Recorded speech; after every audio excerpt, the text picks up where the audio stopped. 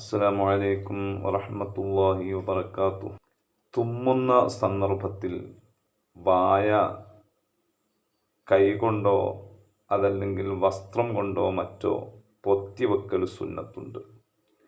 അപ്രകാരം തന്നെ കഴിവിൻ്റെ പരമാവധി ശബ്ദം താഴ്ത്തി തുമ്മാൻ ശ്രമിക്കുകയും വേണം.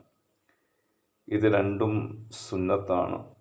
ഫത്ഹുൽ മുഈനിൽ കാണാം, വയുസന്നു ലിൽ ആത്തിസി വദഉ ശൈഇൻ അലാ വജ്ഹിഹി വഖഫ്ദു സൗതിഹി മാ അംകന. എല്ലാ ഫിഖ്ഹിൻ്റെ കിതാബുകളിലും ഇക്കാര്യം രേഖപ്പെട്ട് കിടപ്പുണ്ട്. എന്തിനാണ് കൈകൊണ്ടോ മറ്റോ വായ പൊത്തുന്നത്?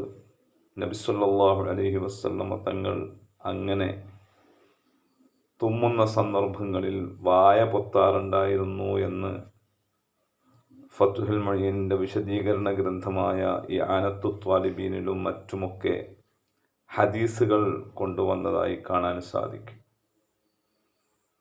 ഉത്താസ് അഥവാ തുമ്മുക എന്നുള്ളത് അള്ളാഹുവിൽ നിന്നുള്ള ഒരു അനുഗ്രഹമാണെങ്കിലും അത് ശബ്ദം കൂടിയാകുമ്പോൾ പൈശാചികമാണ് എന്ന് റസൂലുള്ളാഹി സ്വല്ലല്ലാഹു അലൈഹി വസല്ലം തങ്ങൾ പറഞ്ഞു കാണും.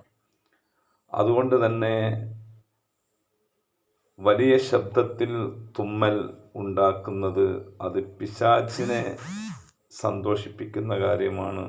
പിശാചിൽ നിന്നാണ് ആ ശബ്ദം ഉണ്ടാകുന്നത്. അതുകൊണ്ടാണ് ശബ്ദം കുറച്ചുകൊണ്ട് വേണം തുമ്മാൻ.